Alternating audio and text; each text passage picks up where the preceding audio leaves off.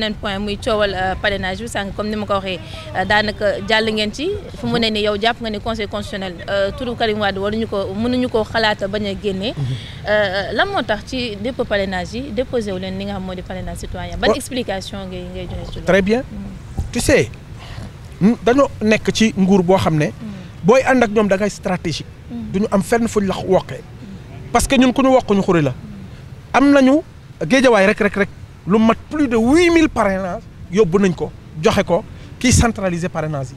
ah mais xam nga loolu tamit monsieur Bass tamit dafa yomb. xanaa laajoo ma. si mais xam nga tamit non mais xam nga loolu tamit dafa yomb yóbbu ngeen 8000 parrain et voilà maanaam nit ñi amuñu loo xam mu ne nañu ko ci sukkandiku. waaw léegi loolu laa lay wax ni man ca nit ñooñu laa bokk dama ni. parrainage bi ñu def ci géejawaay kenn mësu koo def. dem na ba ñenn ñi doon ne ñun dañoo jël ay bongo di wër. ñun dañuy bu subaa bu ngoonee dañuy dugg ci kër yi def parrainage su ñu demee ba mu ne këtt na jonn on fait de l'animation politique pour que les gens sachent qu'on est là xam nga loolu lu ko waral c'est de l'intelligence politique nous notre candidat n'est pas là donc il faut qu'on soit dans la rue il faut qu'on soit partout d'ailleurs notre programme était intitulé pi présence permanente partout pour que les gens sachent que le PDS est là parce que notre candidat a été exilé pendant 7 ans quand il n'est pas là il faut qu'il y ait une représentative dans la base il faut qu'on soit là il faut qu'on s'anime il faut qu'on fasse du bruit pour que les gens sachent que le PDS est là léegi li ngay laaj noonu mooy ñun soo ñu yeewoon guddi sax nga nañu parrainage yi dañ la koy jox parce que on a eu plus que ce qui est prévu mais par mesure par intelligence politique ñun ki ñu meññ Abdoulaye Wade la tudd xam nga luy leer jëlal say parrainage député ku ko amoon ku ne def ko nga dugal nga toog jàpp sa ñam ndagam état bi ci boppam moo def loolu rawatina na ñun ñoom ñi nga xam ne léeg-léeg dañ ciy boole tappale moo tax ñu jël ay député bien vrai que ni état bi même bu ñu leen condamné aussi def nañ massification wàcc nañ sur le terrain ak maanaam dem tase ak askan bi foo leen gis ñoom jàpp nañ ni am nañ li mu parrain bu ñu soxla mais ñoom ñoo jël dogal def leneen par contre nag yéen ñu doon gisee ñi nga xam ñoo di waa état bi gisee ñu ko noonu le parti démocratique sénégalais waaye yow yaa may looy wax ni mais état bi bu defee loolu état bi moo daw loolu wax man ñun daw ñu ko sax ñun on avait des parrains ñun ay doublons yooyu da nga ñoo dégg fenn kenn déggul mais ñàkk leen dégg ak ñàkk leen gis moo tax ma posé la question mais moom déedéet waxawuma foofu dama ne coow li ci pindum teen bi gaaju amul baag la ñun dañoo am baag ñun dañoo am ay militants sur le terrain dañoo am une représentativité ñun foo ñu yee tey nga ne ñun nombre de parrains li nga bëgg ñu andil la ko léegi par mesure de prudence par stratégie politique on amène des députés ñu parrainel ñu jàll ca leneen c'est simple suñu neexoon ñu jël lee mais duñ fi toog di xëccoo kam bi cook mbaaloo dañuy def directement ñu jël député yi ñu parrainel ñu dem ca leneen mais est-ce que gisoo woon ne loolu moo gën parce que aussi PDS élection yi passé amul woon candidat donc bii ngeen amaat candidat am yaakaar ne dina ñëw est-ce que gisoo woon ne tamit wala ngeen def beneen stratégie bu yees xam nga wàcc dajeek askan bi def massification boo xam ni nit ñi dinañ gis ni PDS mi fi nekkoon démb ak léegi donc ba tey mi ngi fi. PDS bi fi nekkoon moo fi nekk. dafa gën a law dafa gën a màgg parce que. tey jamono ji ñuy wax nii. toute la jeunesse karimiste qui était là, ils ont été recyclés dans le parti. Tous les sympathisants se retrouvent dans le parti, plus les anciens qui étaient dans le parti, contre PDS de Faganarey Ben. Deuxièmement, nous, on est un peu partout, une fois de plus. Nous, quel d'autre nous jungle politique? Je viens de vous dire qu'on a renouvelé un peu partout, dans les quartiers, dans les villages, un peu partout, à l'intérieur du pays, on existe. On a dépassé ce stade-là. Les gréments sont nous, on avait un candidat, il s'appelle Karim Wade en 2019. Il avait rempli tous les critères. Cour constitutionnelle, il a dit, ben la amul, moi, bi ñu xamné dañoo dem assemblée nationale def fa tapalé pour mu baña jall. Ñu créer ben article pour mu baña am carte électeur. Loolu rek moko té jall. Carte électeur la amulone. Té il s'est inscrit, ñu ñëw tëdd ko ci fichier bi tout simplement pour qu'il ne remplisse pas les critères d'éligibilité. Loolu moy problème am. Kon amul leneen lu ko téye. Moy cette année. Moi cette année il a tout, il s'est inscrit, il a pièce yëpp am na ko. kon dara mënu ko téye fi mu ne nii pour nekk un président de la République. Très bien alors beneen laaj également moo jëm ci processus électoral bi gis nga ni bëri na coow logiciel bi également ñu bëri ñu ngi koy ŋàññi ndax jàpp nañ ni contrôle bi ñuy def ci biir parrainage yi en tout cas am na loo xamante ni ñu bëri ni maîtriser wuñ ko tey jii monsieur Bass ban lecture nga am ci li nga xam ne moo jëm ci coowal logiciel bi baax na baaxul mettre luñ ko à jour donc dafa nekk benn système boo xam ne juste pour def benn sélection ci nombre de candidats yi war a jàll ñeneen ñi ñu tëye leen ndax jàpp nga ni voilà ci yow noonu nga gisee. yaa ma xam nga Sénégal dañoo bëri caaxaan. ñun waa PDS. on avait alerté sur ça. On avait commencé par décrier le système de parrainage. Sans poser d'actes. Si, on a toujours posé des actes. Comme on a écrit. Ñun processus élection yi saa yu jeexee sax dañuy bind livre. indaale naa ko. yoo xam ne day saytu élection yi. day wax ci élection yëpp nu mu demee. gis nga lii. waaw lii. chaque élection bu pare rek. xoolal coalition wàllu. dañoo wax ci élection yi tout faay yëpp dañ koo wax. bii on a nommé ça mascarade électorale 30 juillet 2017 amul luñ ci tënkul pour alerter sénégalais yi pour wax leen ni ki faites attention ils sont en train de manœuvrer. D'accord buñ ci paree nekk ci leneen comme tout le monde d'ailleurs. Oui. ndax jot ngeen ci def ay solutions ou soit ndax jotoon ngeen joxe ay alternatives. mais les solutions mu ngi noonu. Déjà nous on a commencé par alerter l'opinion publique. Et puis on a écrit pour dire aux Sénégalais pour dire au monde entier que il y a des failles, telle faille. Mieux, nous, on a eu à décrier le parrainage. Parrainage, c'est la coalition Wallou. C'est la coalition Wallou. Je disais que parrainage, le parrainage, le bon angok, le bon, quand on parfait ça, c'est bien. Nous baillons fait coow li yëpp ñu dem moo waraloon. bokk na ci point yu tax ñun ñu dem. ci dialogue bi. xam nga dialogue bi bu ñu fa demee. c'est pour ñu pencoo la république c'est pour ñu pencoo élection yi bu ñu demee yegg nañ ne leen il faut parfaire le parrainage. gis nga lii ñu ci dugal sax mu xaw a méngoo lu baax. ñun bokk nañ ci ñu ko proposé moo tax suñu demu dialogue bi am solo. yenn citoyens ils avaient pas compris pourquoi nous étions là-bas mais après ils ont compris que pour ñoŋal affaire yi moo tax ñu dem fa. parce que parrainage bi baax na waaye contenu bi la ñu war a parfaire. parce que tey le fichier électoral dont vous parlez là. c'est un fichier électoral méconnu du grand public. fichier électoral bii bu ñu ko naree dem élection bii dina bëri coow woo xam ne ñëpp dinañ dar seen gémmiñ. mais est-ce que opposition bi wala woon nekk ñoo xam ne dañuy exigeante maanaam ñu exiger jot li nga xam ne moo di fichier électoral bi. est-ce que aussi ci benn wàll ñi nga xam ne ñoo di suñu kujje bi maanaam yéen amoo leen ci part de responsabilité. mais si c'est toute l'opposition qui est responsable de ça. xam nga l'opposition devrait se réunir. ñu yëkkati yoon dóorandoor parce que buñ ko deful Macky Sall ak i ñoñam dinañ def. loo xam ne hold-up électoral bu doy waar. te loolu ñun duñu ko seetaan te guutale yóbbee Sénégalais yi. moo tax déjà présent il faut appeler aux gens à l'unité et à réfléchir d'un fichier boo xam ne partagé. mais ñoom xam nga nu ñuy def saa yu ñu wootee kaay leen ñu sànnante xeer. ñu nga joggi ci benn xeer. Macky Sall noonu lay liggéeyee. élection yi ñu jëm nii. d'abord nous on a toujours exigé qu'il y ait une autorité neutre indépendante pour organiser les élections. mais ba léegi yooyu ci yàbbiwu ci. c'est la première des choses qu'il faut faire. Deux, il faut vraiment que les gens bu ñu may dara les préfets les sous-préfets et cetera. il faut qu'ils soient neutres. Troisièmement waa Sénat. Sénat nekk lu ñu fi kenn. Sénat bee passé bu ñu commencé wax. ba ñu waxee rek. lañ leen fi tasaare ñu indi bu bees. ñu bees tàq ci nekk. mais la ñuy liggéey kenn xamu ko ba ñu commencé distribution des cartes électeurs sax ñun pareeguñu distribuer nañ les cartes électeurs sans pour autant que les représentants des partis soient au niveau des sous-préfectures. loolu moo dul yoon càcc gaango xam nga boo duggee yaama boo déggee ñu ne dañuy sàcc élection du ci biir urne yi loolu mënatul nekk. sàcc élection yi c'est en amont et en aval. gars yi dañuy avant ñuy ñëw inscription yi. retrait des cartes yi loolooy sàcc bi.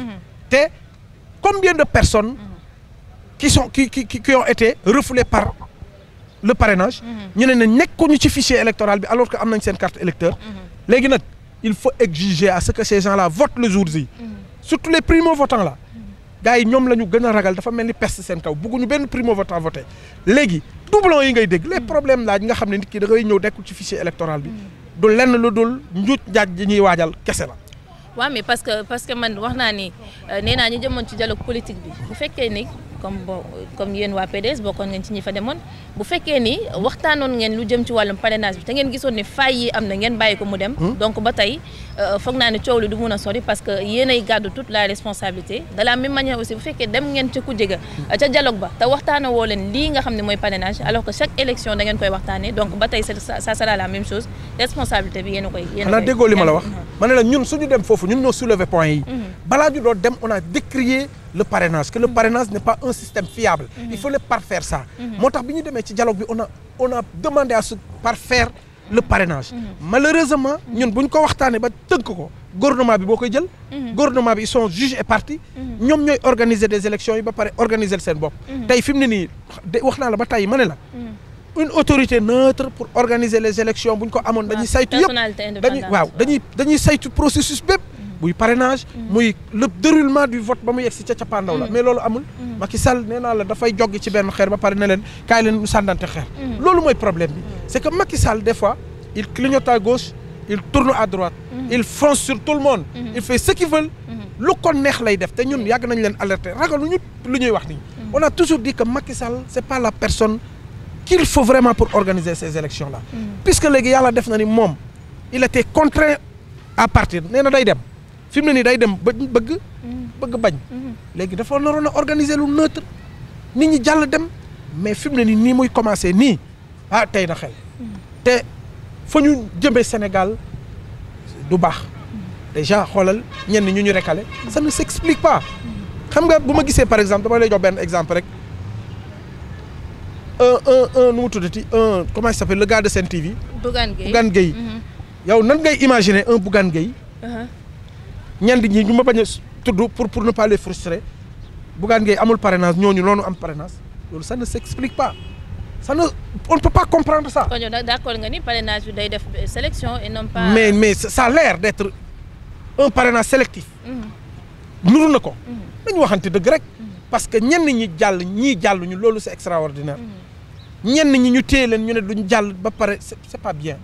ñun daal en grosso modo. tous ceux qui sont frustrés tous ceux qui se comprennent pas. on vous invite à venir se joindre à Karim 24. Karim 2024. ñun on les appelle. nanu ñëw ñun on est open. te am nañu candidat boo xam ne c'est l'un des meilleurs profils pour amener le Sénégal dans des destinées meilleures nañu waxante dëgg rek. il a de par sa façon de faire. son discours qu'il vient de faire rek montrer à suffisance que vraiment Fara Wade Ndiaye Daaro Wade Ndiaye soxla nañ ko quoi. et justement parlant ci discours boobu nga xam def na ko le 1er janvier. bon Karim gëjoon wax cela fait juróom-ñaari at. ba mu demee ba léegi kenn dégg ko woon mu wax alors le 1er janvier bi ñu passé moo nekkoon kaddu yu njëkk yi nga xam moom Karim Wade di seen candidat yëkkati na ko. depuis fi nga xam ne fa la daal di ne mais monsieur Bass d'accord nga ni peut-être que ni discours bi amul portée yéen bi nga xamante ni yéen a ngi ko doon xaar. si c'est un discours extraordinaire. am na portée absolument bu am portée bu extraordinaire. xam nga la première des choses. mooy les gens disaient ana Karim lu tax du wax il faut comprendre que Karim est un homme d'État. Karim ne parle pas n'importe comment. du wax ba mu dugal boppam. te du wax loo xam ne nit dina dar gémmiñam bu ko déggee. c'est un homme d'État il parle poliment. naturellement il est comme ça. lorsque les gens attendaient ce discours là tout le monde était scotché ci rajo yi mu génn il a parlé de les questions au lendemain du discours du président de la République. Mais évidemment pour montrer aux gens que tout simplement que Karim il est bon dafa ñëw agsi amul pàcc bu mu bàyyi. il a parlé aux Sénégalais de l'intérieur du pays et de l'extérieur du pays. il a parlé à la jeunesse il a parlé au monde rural il a parlé des aspects économiques il a parlé de la politique même du dialogue social il a parlé. C'est l'homme qu'il nous faut pour réguler cette société qui est en ébullition. C'est l'homme qu'il nous faut pour remplacer et pour penser les plaies que le gars nous a laissées. bu ñu ko amut dañuy wooyi mbay.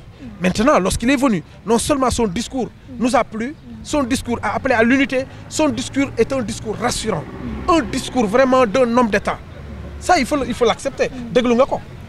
Oui, bon, c'est très normal déglu naa ko le 1er janvier. Mais bon, xam nga question bi c'est pas non mais question bi du ndax déglu naa ko. Non. Mais ndax Sénégalais yi dégg nañ ko. yow ci Sénégalais yi nga bokk. D'accord, mais man bon mënuma représenter li nga xam moo di Sénégalais yi. Si. Non, mais question bi nga war a poser. yow fu ne da ngay tourner ci dëkk bi. D'accord, mais question bi nga war a poser mais est-ce que askan bi dégg nañ li nga xam Karim Wade wax na. moom laa lay wax nii ñun ñuy wër saa fuñ tourner ñu ne ñu bi may dugg si day daal nee naa la. dañoo arrêté suñu oto bi du ñu ne mais sa waa ji li mu wax moom. xam nga tellement que c'est bon que ñenn ñi di saboter naan no robot moo doon wax. amuñu lu ñu doon wax. ba ñuy wax parce que aussi en termes de communication bëri na liñ ko ci ŋaañe. noonu lañ koy ŋaañ. parce que waxin bi décor bi ak Karim Wade bi nga mënuñu ko jël en groupe là parce que li may wax ñi def communication xam nañ bu baax a baax. man ca laa bokk. mi ngi noonu donc yow voilà ci communication bi donc bëri na ci ay yoo xamante ne en tout cas nit ñi critiqué na. rien à dire c'est des jaloux. moi mes diplômes sont en communication journaliste et communicant laa am. dama ni s'ils ne sont pas jaloux amuñu luñ ciy wax parce que le décor y est le fond de son discours est extraordinaire la forme le ton le gestuel l'habillement xoolal la perception il a parlé aux Sénégalais le contexte le moment tout y est xoolal en conclusion le feedback même boo ko déggee li gars yi waxee à l'extérieur tu sens nettement qu'il a capté son auditoire moi j'ai rencontré des gens qui disent que ñun nag xam ne ñëw ñun Karim des jeunes moi j'habite dans un endroit où xam ne ay collège la ñuy dem ñi dañuy jóge foofu di dem école booy yi ma xamee ñëpp dañ ma naan grand sa candidat bi nag ñun pare dañ ay Baye Fall yi toog di naan ay café dañ ma ne ñoom ils sont prêts à nous rallier parce que dañoo déglu démb Karim ils sont séduits par Karim Wade Karim Wade est un homme poli déglu ma il a commencé par dire que du fayanto yaa ma xanaa loolu neex na nee na il vient pas au Sénégal pour fayanto il vient tout simplement pour amener sa pierre à l'édifice il vient pour montrer aux Sénégalais que suñu ressources yi mën nañ créer quelque chose une valeur ajoutée te Karim Wade il était dans la coopération il était dans les infrastructures Karim Wade il était dans les mines il était dans les gens avaient l'habitude de dire qu'il est le ministre de la terre du ciel parce que c'est dû à ses compétences qu'il était dedans c'est lui qui était dans le pétrole dans le gaz dans les mines fi mu doon liggéey moo tax on a besoin de cette personne ba pare mu ñëw mu ne leen baal naa leen 7 ans ñu koy toroxal 7 ans ñu exilé ko gisul sëñ ñëwul ci sëriñam sëñ Muntaxa wax na ko demul ci way juram demul fépp mu bëgg Sénégal ñu def ko loolu kan moo wax kenn waxul te bu ñëw egsi mu ne baal nañ leen loolu la Serigne Touba def Serigne Touba bu ñu ko yóbboo Gabon ba mu ñibbisee dafa ñëw egsi mu ne baal naa leen am na ñu jóg ne waa Serigne Touba yow baal nga tubaab bi si sa wàll mais ñun suñu wàll ci yow baaluñu tubaab yi ñun sa am na ñoo ne non non doo baale mais on nous dit que non baale leen ñëwuñu pour fayantu ñun on n'est pas partisan du gatsa. loolu aussi c'est important. nous ne sommes pas là pour bañ a fayantu. non fayantu baaxul nañu dem ca kanam nit gis compétence am te ba pare loolu dina am bu soobee yàlla.